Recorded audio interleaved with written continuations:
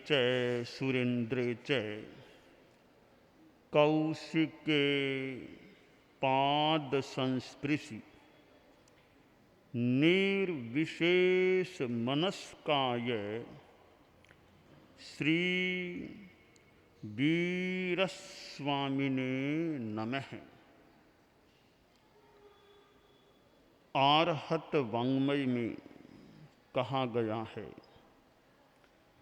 सब्बे पाणा न हंतब्बा एस धम्मे धुए णिये सांसय। हमारी दुनिया में हिंसा की बात भी कभी कभी विशेष रूपेण सामने आ जाती है। सामान्य हिंसा तो खैर दुनिया में चलती ही है। छोटे छोटे जीवों की हिंसा, थावर जीवों की हिंसा वो तो हो जाती है। युद्ध जैसी स्थिति भी कभी कभी और आतंकवाद से संदर्भित हिंसात्मक घटनाएं भी कभी कभी प्रस्तुत हो जाती हैं। हिंसा से दुख पैदा होता है। हिंसा पशुयानि दुखानि, दुख हिंसा से प्रसूत होते हैं और अहिंसा से सुख व शांति मिलती है। दो मार्ग हैं, एक हिंसा का मार्ग है और दूसरा अहिंसा का मार्ग है। हिंसा का मार्ग अशांति को प्राप्त कराने वाला है और अहिंसा का मार्ग शांति तक ले जाने वाला है। आज अणुव्रत उद्बोधन सप्ताह के अंतर्गत 7वां और अंतिम दिवस अहिंसा दिवस है और 2 अक्टूबर महात्मा गांधी से गांधी जयंती के रूप में जुड़ा हुआ दिन भी है।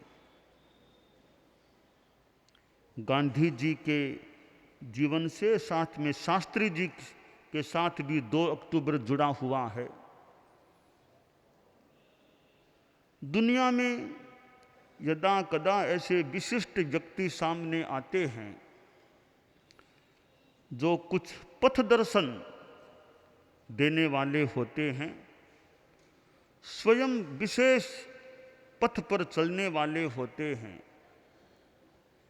एक राह बनाने वाले होते हैं और राह पर चलने की चाह भी वो कईयों में पैदा कर देते हैं और फिर उत्साह भी कईयों में हो जाता है। तो ऐसे विशिष्ट व्यक्तित्वों का होना एक दुनिया के लिए मानव की सौभाग्य की सी बात हो जाती है। तो महात्मा गांधी भी एक अपने ढंग के एक विशिष्ट व्यक्तित्व थे। इधर शास्त्री जी का भी अपना महात्म्य है। आदमी सेवा करता है, कार्य करता है, तो वो वहाँ भीतर में सेवा की भावना है, यह एक बात है, और उसके साथ दिखावा आ जाता है तो थोड़ी अलग बात हो जाती है। महात्मा गांधी को जब विदेश जाना था, परिवार के सामने यह बात कि विदेश मोहनदास जाना चाहता है, एक जैन संत से उनका संपर्क कराया गया और कोई बेचरजी स्वामी जैसे कोई संत, जैन संत, उन्होंने मोहनदास से कहा कुछ वचन दो, जैसे शराब नहीं पीऊँगा, मांस नहीं खाऊंगा, स्त्री संसर्ग में नहीं पड़ूंगा। वचन, 3 वचन लिए, अब भले विदेश जाओ। ये ऐसे नियम हैं जो अनुव्रत के नियम जैसे नियम हैं। खैर, विदेश अनेक लोग जाते हैं। आज तो विदेश जाना इतना सामान्य सा हो गया है। पढ़ने के लिए कितने विद्यार्थी विदेश चले जाते हैं,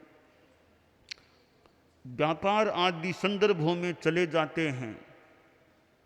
कोई धर्म प्रचार के लिए भी जा सकता है। तो गांधी जी के जीवन में जो वैशिष्ट्य था वो अपने आप में अच्छी बात है, जो आध्यात्मिकता से जुड़ा हुआ वैशिष्ट्य था। आज अहिंसा दिवस है और यह अहिंसा दिवस अनुव्रत उद्बोधन सप्ताह के अंतर्गत भी है और व्यापक रूप में भी आज अहिंसा दिवस है। हिंसा और अहिंसा ये दोनों दुनिया में चलने वाले तत्व हैं। हिंसा से संपूर्णतया मुक्त हो जाना सामान्य आदमी के लिए नामुमकिन सी चीज है, क्योंकि भोजन करो तो हिंसा का प्रसंग हो सकता है, पानी पियो तो हिंसा का प्रसंग हो सकता है, यात्रा करो वाहन से तो हिंसा का प्रसंग हो सकता है, पंखा चलाओ तो हिंसा का प्रसंग हो सकता है। जगह जगह जीवन के साथ ये हिंसा का प्रसंग जुड़ा रहता है। हिंसा के 3 प्रकार हैं। एक आरंभजा हिंसा, नंबर 2 प्रतिरक्षात्मकी हिंसा और नंबर 3 संकल्पजा हिंसा। आदमी खेती करे, रसोई बनाए, आदि आदि ये सामान्य जीवन की अपेक्षाओं की पूर्ति में भी आरंभ समारंभ होता है, हिंसा हो जाती है। आदमी रक्षा के लिए भी कई बार शस्त्र हाथ में ले लेता है। सैनिक राष्ट्र की रक्षा के लिए सन्नद्ध हो जाते हैं, रहते हैं, और कई बार शस्त्र प्रयोग भी करते हैं, तो वहां भी हिंसा, आदमी मर सकते हैं। तो वह एक आत्मरक्षा के लिए और राष्ट्र रक्षा के लिए या अपने रक्षणियों की रक्षा के लिए हिंसा हो जाती है या कर दी जाती है, वह भी हिंसा है, पर वह प्रतिरक्षात्मकी हिंसा है। यानी वहां मूल उद्देश्य मारना न होकर रक्षा करना होता है, तो वह प्रतिरक्षात्मकी हिंसा हो जाती है। हिंसा का तीसरा प्रकार संकल्पजा हिंसा। न तो कोई आरंभ समारंभ की बात, न कोई रक्षा का प्रसंग है, बस संकल्प कर लिया उसको मार के रहूंगा, गुस्सा आ गया उसको मारूंगा, लोभ की चेतना जागी उसको मारूंगा और वह धन में हड़पूंगा। यों एक संकल्प के द्वारा क्रोध, लोभ जैसे विकारों से प्रेरित होकर आदमी हिंसा कर देता है। वह हिंसा एक गृहस्थ के लिए भी परित्याज्य है। ठीक है, आरंभजा हिंसा मान लें, जरूरी है। प्रतिरक्षात्मक हिंसा भी मान लें, सुरक्षा के लिए जरूरी हो जाती है। पर यह संकल्पजा हिंसा तो परित्याज्य होती है। क्रोध, लोभ के वशीभूत होकर किसी को मारने का संकल्प कर मार देना, यह गलत है, त्याज्य होता है। परम पूज्य आचार्य तुलसी ने अनुव्रत आंदोलन की बात बताई और अनुव्रत में तो निरपराध की हिंसा न करने की बात आती है। तो बेगुनाह निरपराध की हत्या, हिंसा आदमी न करे। अब खैर साधु जैसी अहिंसा तो बहुत ऊंची बात होती है। साधु तो महाव्रतों को पालने वाले जो होते हैं वो तो कितने अहिंसा के पुजारी होते हैं। धन्य है मुनिवर महाव्रत, पालते सद्भाव से, सर्व हिंसा त्याग करवे, जी रहे समभाव से।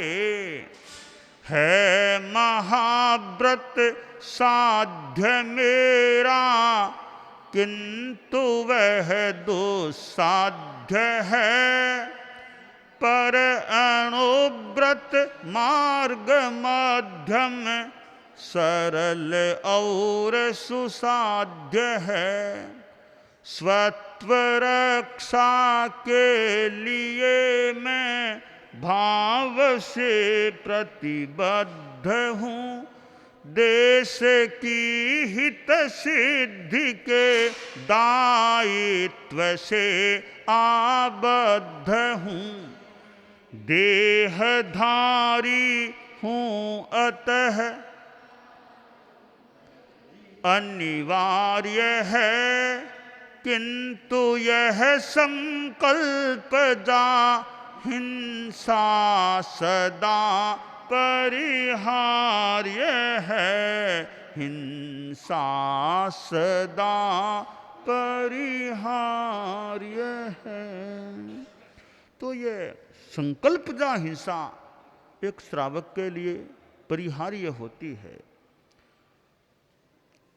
परम पूज्य आचार्य महाप्रज्ञ जी ने अहिंसा यात्रा की थी। अहिंसक चेतना का जागरण, नैतिक मूल्यों का विकास, ये दो मुख्य बातें उस अहिंसा यात्रा से संभवतः जुड़ी हुई थी। और आचार्य श्री अहिंसा यात्रा में मुंबई पधारे थे,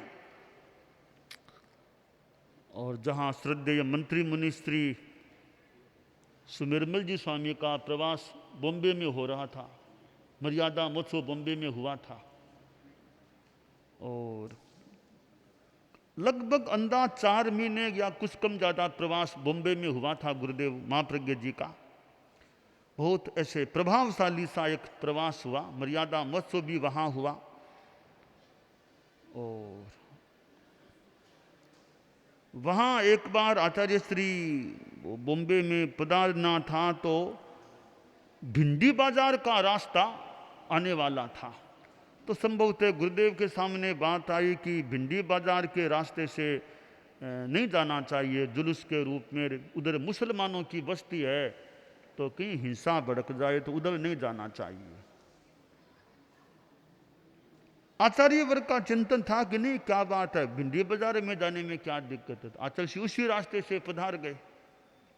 जैसे भगवान महावीर को कहा चंड कौशिक सिर पर उधर मत जाइए, वही रास्ता ले लिया।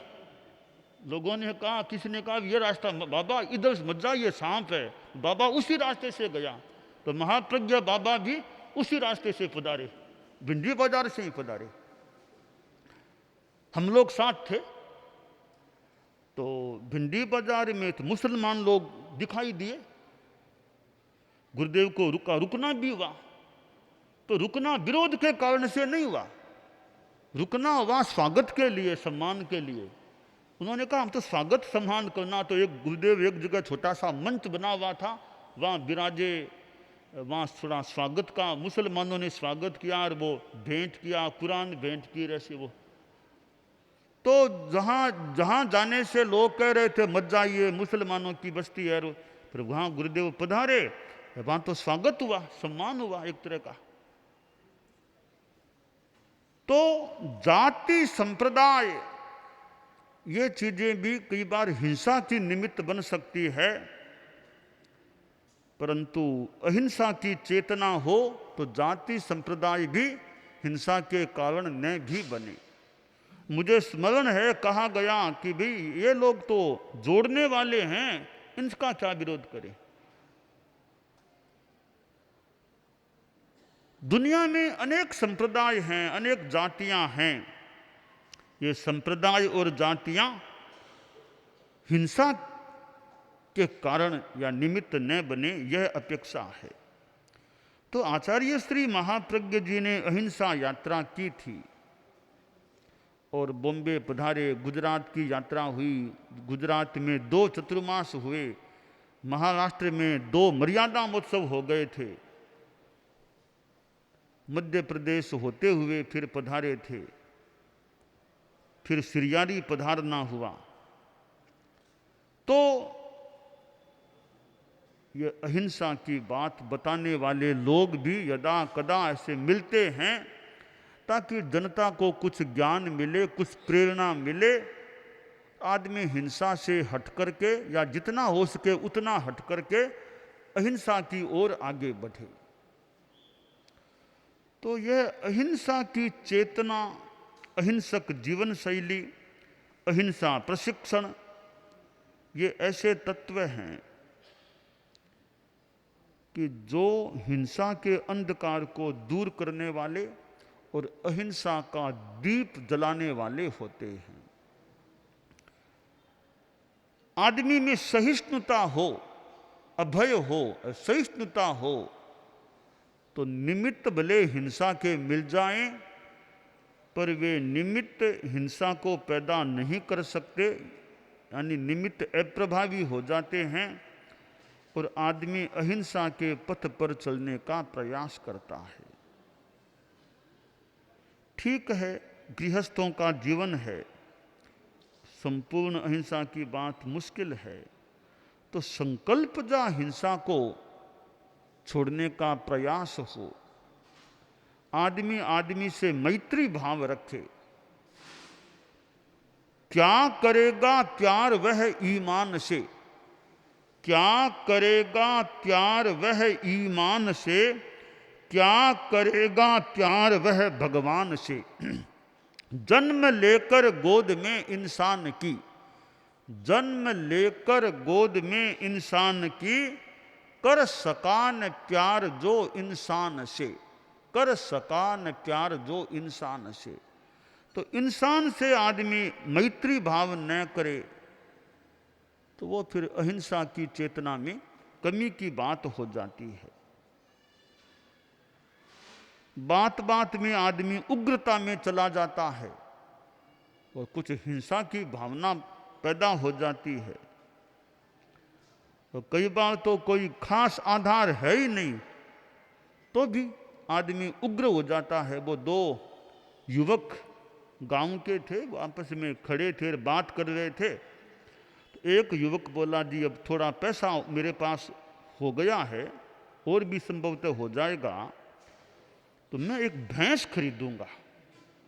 अच्छा, घर में दूध आदि की समस्या नहीं रहेगी तो भैंस खरीदूंगा मैं। तो ये अच्छी बात है। वो दूसरा युवक बोला, एक बात का ध्यान रखना, भैंस तो भले खरीदो पर तुम्हारी भैंस मेरे खेत में नहीं घुसनी चाहिए, यह ध्यान रखना, मेरे खेत में तुम्हारी भैंस न घुस जाए कभी। तो वो पहला बोला कि क्यों नहीं घुसेगी मेरी भैंस? तो नहीं नहीं, मेरे खेत में कैसे तुम्हारी भैंस घुस सकती है, तुम्हारा खेत है कहाँ? तो उसने एक लकड़ी से लकीर खींची, यह मेरा खेत है। तो दूसरे युवक ने कांकरा फेंका उसकी सीमा में, यह मेरी भैंस तेरे खेत में गई। बस भैंस आ गई मेरे खेत में। दोनों झगड़ने लगे, लड़ने लगे, गुत्थम गुत्था हो गए। अब न कोई खास बात, कल्पना से गुत्थम गुत्था हो गए। ये तो खैर थोड़े कुछ लोगों की बात हो सकती है, पर समझदार आदमी भी, बुद्धिमान आदमी भी हिंसा में प्रवृत्त हो सकता है। ये आजकल जो मीडिया है, टेलीविजन है, ऐसी चीजें हैं, ये भी कुछ हिंसा की ओर धकेलने वाली हो सकती है। मैं एक बार सन 2004 में जब मैं युवाचार्य काल में था, आचार्य महाप्रज्ञ जी की आज्ञा में था, मध्य प्रदेश में वो मालवा की यात्रा में या झाबुआ जिला की यात्रा में था।